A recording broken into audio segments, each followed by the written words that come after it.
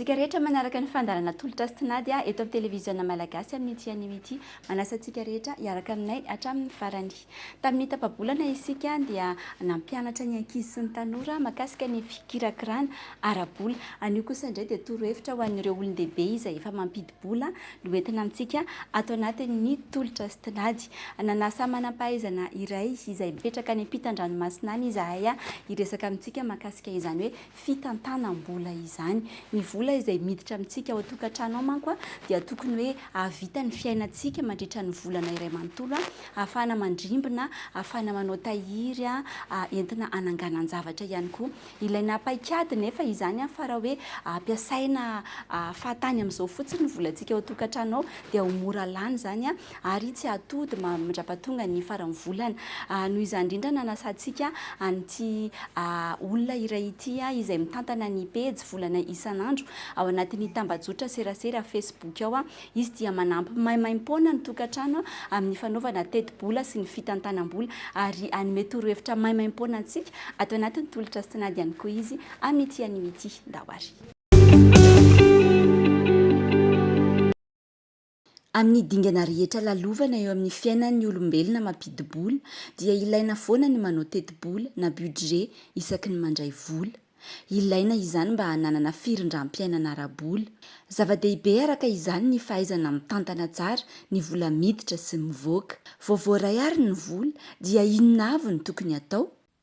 Ny fitantanana tsara rindra dia mitomboka amin'ny fanaovana teti-bola, fanaovana budget, budgetisation, mahalaza azy daholo izany. Toy izany ohatra rehefa hanangana trano, rehefa hitantana orinasa. Dia tsy ambaka an'izany koa ny ao an-tokantrano fa mitomboka amin'izay ny fitantanana rehetrarehetra.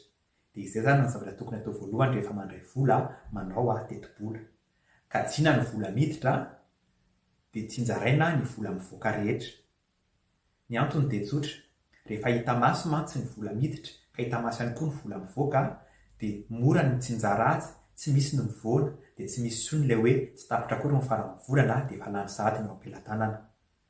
Ataovy indray mandeha isam-bolana raha ohatra ka mikarama isam-bolana ianao, indram-panjaky ny tapa-bolana raha ohatra ka mandray karama isaky ny tapa-bolana ianao, raha mandray vola isan'andro kosa dia izao atao farak'izay matetika indrindra.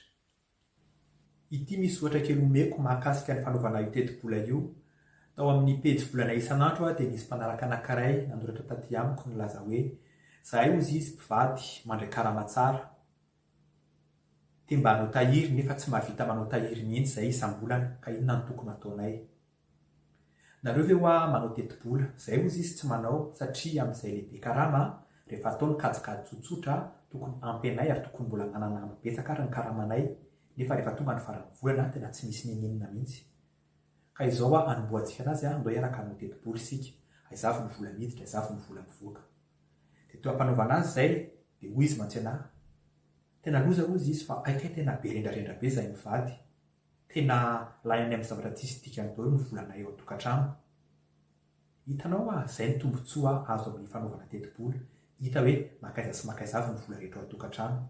Nanomboka teo moa dia nanao teti-bola izy nitsoahana ny tahiry isaky ny mandray karama dia voarina ihany koa ny ambony vola manetro ny volana manontolo. Araka ny teniko teo dia atombo ihany fanaovana teti-bola ny fitantanana. Raha mpivady ianareo dia raha manao iny teti-bola iny satria samy tompona andraikitra ianareo ka tokony samy mahalala ny vola miditra sy ny vola mivoaka rehetra ary ny fitsinjarana an'iny. Amin'izay koa mantsy tsy mifanimetsiny hoe tia mpangala tety, tia mpandany vola be sy ny sisa hafa. Ka ataovy ary izany ny lisitry ny vola miditra, ataovy ihany koa ny lisitry ny fandaniana dia tsinjarao arak'izay. Rehefa manao izay fitsinjarana izay dia ataovy laharam-pahamehana amin'ny trano ipetrahanareo, misakafo hohanina satria sarobidiny fahasalamana ary ny fandaniana mahakasika ny zanakareo, ny kolaziny, ny kosiny, ny goteny sy ny sisa hafa. Raha ny manokana zao dia tiako ny manaso kajy ny fandaniana ao anaty sokajy anankitelo. Ny sokajy voalohany dia ny petrabola, ny tahiry, ny ekônômia.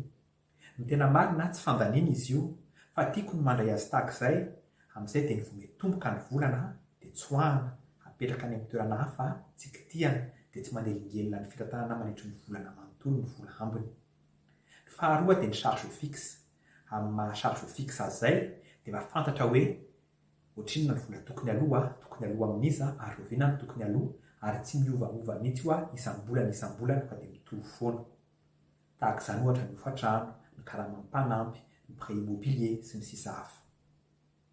Ny skajy fahatelo dia ny charge variable na ny fandaniana miovaova. Iny ihany koa dia vola tsy maintsy aloha fa saingy tsy fantatra fotsiny hoe ohatrinona ny sarany dia rovinany tsy maintsy efaina. Tahaka izany ohatra ny sakafo hohaninao an-tokantrano. Tsy maintsy etsena ianao fa ny tsy hay fotsiny hoe rovinao ianao ny etsena mety hiakatra ve ny vidin-tsakafo sa nidina ny vidin-tsakafo dia ohatrinona ny vola tokony atokana amin'iny. Efa nivaliko teo ihany ity fanontaniana ity hoe rovinona ny tokony aloha ny charge fixe. Amin'ny maha fixe azy izay dia efa fantatra mialoha izany hoe izao ny vola tokony aloha ary amin'izao daty izao ity ny tsy maintsy efaina. Miankina amin'ny contrat ny fanarahanao sy ilay olona manambola aminao izany. Ohatra hoe ny hofa-trano fahadimy volana ny tsy maintsy aloha, prêt bancaire ny fahafolo volana ny tsy maintsy aloha, karamam-panampy ny fahafolo volana ny tsy maintsy aloha. Arakarak'izay ny fanarahanao izany ny tokony anefana ireo vola ireo. Monsieur Mampionina moa no vahintsika ato anatin'ny fandaharana an'io mizara ny mahakasika ny fitantanam-bola. Izy dia manampy ny malagasy rehetra maimaim-poana amin'ny fahaizana mitantana vola ao anatin'ilay pejy volana isan'andro ao anatin'ny Facebook. Pejy volana isan'andro dia pejy anankiray manampy sy manoro amin'ny fomba fitantanana ny vola sy ny teti-bola amin'ny andavanandro. Amin'ny endriny telo no isehoan'izany fanampiny izany. Voalohany dia ny mpanaraka ny pejy no mizara ny teti-bola sy ny traikefany amin'ireo mpanaraka ny pejy hafa. Faharoa, izao no manome torohevitra tsotsotra sy fampianarana amin'ny alalan'ny vidéo isan-kerinandro. Ary ny fahatelo dia misy ireo mpanaraka ny pejy izay mila torohevitra manokana. Iarahana mijery izany ny teti-bola sy ny fomba fitantanany dia eo no manome ny soso-kevitra entiny hanatsarana izany. Ny antony namoronana ny pejy dia anankiroa. Voalohany vitsy mba tsy ilazako hoe tsy misy izany fampianarana maimaim-poana izany mikasika ny fitantanan'ny vola ao an-trano sy ny tokantrano amin'ny ankapobeny. Faharoa, tsy tiako ihany koa hoe tia misy mpampianatra dia ireto misy mpianatra fa tiako ny fiaraha-miasa izany hoe ohatran'ny hoe groupe de partage travail coopératif izany dia ireo fomba anankiroa no natambatra dia nanome ny concept amin'ny pejy amin'ny endriny ankehitriny. Mazava ho azy fanampiana no atao fampianarana no atao tsy misy sarana izany fa zaraina maimaim-poana daholo ny zavadrehetra hita ao amin'ny pejy volanay isan'andro. Ao anatin'ny fandaniana ao an-tokantrano dia misy ihany koa ny atao hoe charge variable na ihany koa hoe ny vola mivoaka miovaova toa ny saran'ny jiro sy rano ohatra, ny fitsaboana raha sendra misy marary tampoka iny ao an-tokantrano, ny fahana ampiasain'ny mpianakavy amin'ny finday, ny connexion, ny fikojakojana ny tokantrano sy ny fananana hafa sy ny sisa. Zava-dehibe ihany koa ny fahaizana mitantana io charge variable io. Ny charge variable na ny fandaniana miovaova arak'izay anaran'izay dia miovaova isam-bolana ny sarany miovaova isam-bolana ny fotoana tokony anefana azy. Ilana fitandremana be fa raha tsy voafehanao tsara io dia eo mety hivoana be ilay budget anao. Maro ny fomba fitantanana azy fa ny iray matetika amin'izao entin'ny mpanao formation reny na ny coach en développement personnel dia ny fampiasana valopy na ny classeur de budget. Ho azavay kely ho an'izay tsy maharaka, maka ianao valopy dia ataonao anatin'ny valopy io ny vola ilaina mahakasika ny fandaniana iray mandritry ny volana anankiray. Dia iny no arindra mandritry ny volana manontolo. Ohatra hoe mandritry ity volana ity roa hetsy ariary no handeha ataontsika sakafo. Ataonao anaty valopy iny izany dia iny no arindranao mandritry ny volana manontolo dia ataonao izay tsy ampovoana azy. Tsy fantatra mialoha ny sarany ho iaho teo. Estimation izany no atao, aza atao tery be, aza atao mikodana be ihany koa fa ataovy amin'ny antoniny araka ny fandanianao. Fikafika kely koa mba tsy ampitangana be na ampovoana be ny charge variable dia manokana ihany koa budget plaisir, budget besoin personnel ho anao. Ny antony mantsy dia tsotra. Raha dia ny voalohany volana ianao ilaza hoe fe tena be tsy hanao plaisir mihitsy. Nefa tsy marina izany tsy maintsy misy mba zavatra tianao hohanina no tianao hovidiana dia efa hanokany vola iny fa rehefa tsy manokana vola ho amin'iny ianao dia ny vola any amin'ny budget hafa no dia hosikirinao. Indraindray raha moa ny tahiry mihitsy ny voakitika dia izay ilay tsy mety izay ilay tsy mampahomby fa dia homanina dia ny mpanaovana teti-bola izay amin'izay misy fetrany tsara ilay izy. Tena tsara ny fanaovana valopy. Izao ny antony. Matoa ny fianakaviana anankiray, matoa ny tokantrano iray efa tonga eo amin'ny stady fanaovana valopy dia efa nanao teti-bola izy izany, efa nikajiana ny vola miditra, efa nikajiana ny vola mivoaka dia efa eo am-pitsinjarana azy izy sisa. Efa be da be ny ezaka vita, efa misy finiavana be, saingy amiko manokana dia tsy ampy izay. Tsy ampy satria efa eo ilay finiavana fa mila faharetana sy fanomezan-tena. Misy manko olona ohatra hanao valopy izy nefa tsy ajainy akory ny valopiny nataony iny mandritra ny volana fa miliba ihany ny zavatra hainy ka noho izany tsara manao valopy fa ampio fifehezantena ampio faharetana amin'izay mirindra tsara ny valopy nataonao iny. Mahakasika an'izay hoe fanaovana teti-bola sy fampiasana ny valopy isan-karazany izay dia ho atoroko anareo tsotsotra izany ihany no fanaovako an'izay teti-bola izay isam-bolana ato an-tokantrano ato. Afaka hoe mampiasa valopy izany tsika dia soratana eto ny sokajin'ilay ampiasaina ny vola ohatra hoe frais na sakafo na lasansy na goûter an'ny ankizy sy ny sisa sy ny sisa dia soratana eto dia ampirimina ao anaty valopy dia maka valopy iray indray dia ohatr'izay hatranatrany nanaovana azy. Afaka mampiasa an'ity tahaka ny atao an-tranony ity ihany koa ianareo ity natao hoe classeur de budget. Ato izany ihany no isokajiko azy sy ampidirana an'ireo vola isan-karazany arakaraka ny sokajiny izany. Fa ny anahy zany ny charge fixe dia tsy miditra atao anatin'ity fa ny androtry ny andraisana ny karama dia fa alefako daholo ny charge fixe rehetra tahaka ny hoe ny karama mpanampy, ny jirama, ny connexion, ny écolagen'ny ankizy sy ny sisa ireo charge fixe zany dia voavoaray ny karama dia tsy miandriandro fa alefa avy hatrany mba tsy hifangaro zany ilay vola amin'izay fotoana izay. Fa na izany zany dia soratako eto amin'ity pejy voalohany ity daholo ihany zany ny vola ilainay mandritry ny volana zany dia ato amin'ny pejy faharoa no anasiko an'ireo charge variable rehetra izay ho ampidiriko ato anatin'ity classeur ity.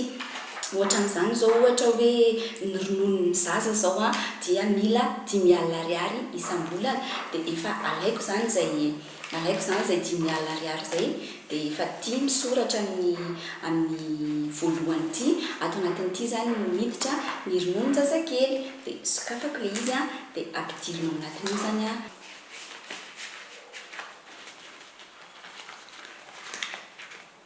dia idina tsara dia miditra ato amin'ity pejy voalohany ity dia soratana eo zany ny vola miditra tamin'ity volana ity hoe ampiana 10,000 ariary ato dia apetaka ilay daty.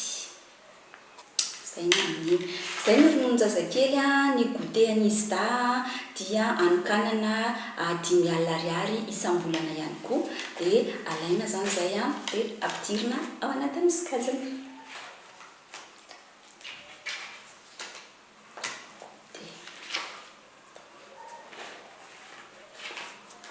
Ity zao ny anahy mbola nisy ambiny 1,000 ariary ilay goûter tato noho izany dia anasorako izany dia zany hoe manana ambim-bava kely zany amin'ity volana ity dia ampidiriko ato.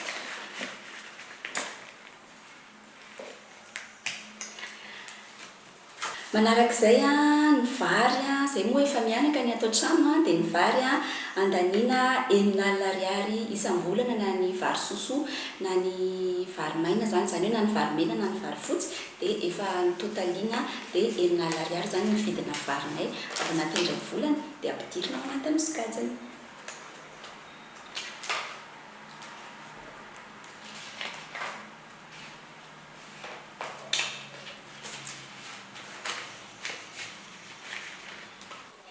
Dia ny PPN ihany koa zany tahaka ny hoe ny menaka ny siramamy sy ny savony sy ny sisa dia anokanana 10,000 ariary isam-bolana dia ampidirina ao anaty sokajiny izay.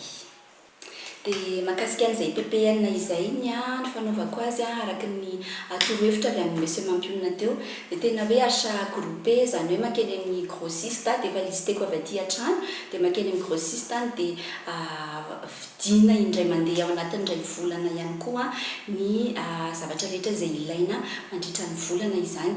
Ny legioma ihany koa ny anay dia isaky ny asabotsy no mividy azy.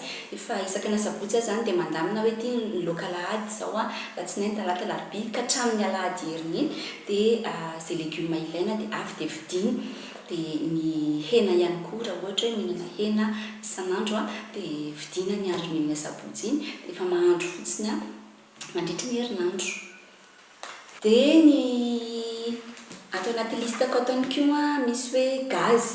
Ny gazy io dia isaky ny 2 volana vao mividy satria le gaz 9 kilo reny anay dia maharitra eo amin'ny 2 volana sy tapany eo noho izany ny vidina gaz zao eo amin'ny 7 alalatsaka kely eo dia manokana 5,4 isam-bolana zany ho an'izay gaz zay satria afaka 2 volana sy tapany vao andeha hividy gaz dia mbola misy zao ny gaz eo fa ny efatralina zany aloha ny amin'ity volana ity no atokako an'izay dia amin'ny volana manaraka indray maka efatralina 5,4 azafady dia feno le 7,000 vidianako gazy afaka 2 volana satria za zany vao avy mividy teo dia fizarana kely ho antsika rehetra zay zao ato tokantrano tsy mampiasa charbon fa gaz ihany.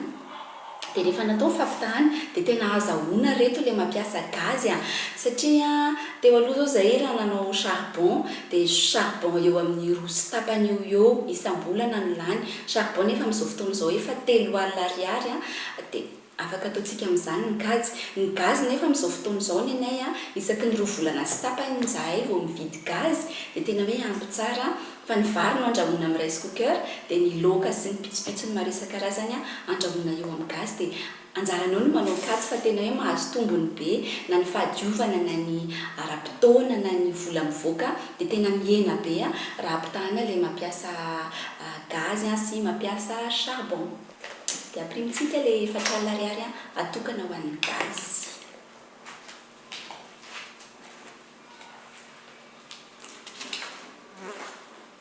Dia tsy adino mihitsy ny manoratra azy fa ny anazy zao teo tsy nisy nosoratako fa rehefa tapitra ity vidéo ity dia tsy maintsy hosoratako tsirairay ihany ireny volana ampidiriko ireny fa hoentiko anehoana amintsika ny fomba fampiasana n'ilay classeur de budget fotsiny zany tantoroantsika tamin'ity androany ity. Samy manana ny asany sy manana ny fotoana fidiram-bolana moa ny isa-tokantrano. Ahoana kosa indray ary no atao raha sendra hoe tsy mandray vola isam-bolana ny tokantrano? Ekena fa sarosarotra ny ampiatra ilay voalazako rehetra teo raha ohatra ka tsy mandray karama isam-bolana ianao. Ka ho an'ireo olona izay tsy mandray karama isam-bolana dia lalàna anankiroa no azo raisina. Lalàna voalohany na angononao ny vola mandritry ny volana diavina dia iny no ampiasaina mandritry ny volana manaraka. Toy ny hoe mandray karama ihany zany ianao fa ny sandany fotsiny no miovaova isam-bolana. Amin'izay fotoana izay afaka manao teti-bola ianao dia mampiatra ireo izay rehetra efa voalaza teo. Ny lalàna faharoa indray dia ny mandrindra isaky ny mandray vola. Somary sarosarotra satria tsy misy ny formule azo apetraka mahakasika azy ity fa ny torohevitra azo omeko fotsiny dia manova ihany teti-bola kely mangala apahany amin'ny vola azonao anefana ny charge fixe sy ny tahiry ary ny ambiny dia arangao any amin'ny charge variable.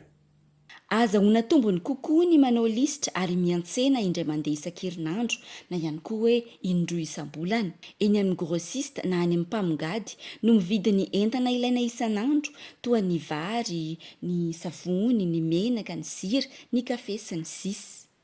Tsara ihany koa ny manantona ireny tsenany tantsaha ireny mividy ny legioma mba azahoana ny mora sady tsara kalitao kokoa.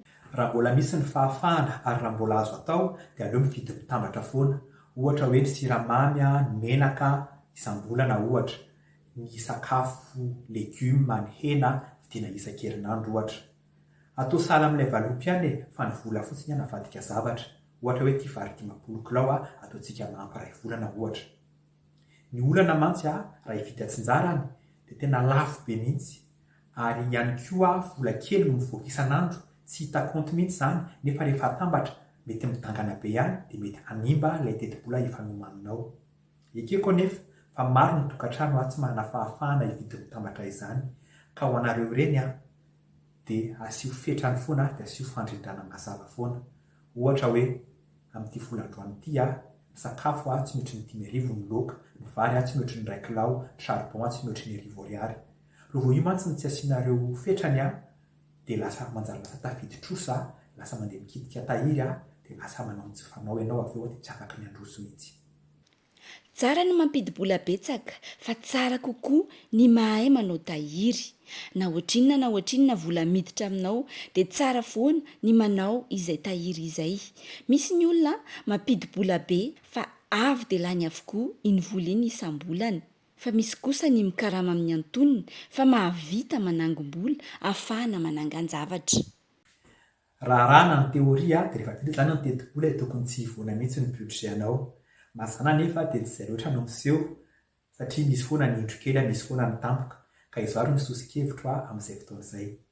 Rehefa manao tahiry dia zareo roa io tahiry io. Azo io tahiry hiatrehana ny tampoka épargne de précaution dia tahiry anaovana ny tetikasanao na épargne pour les projets.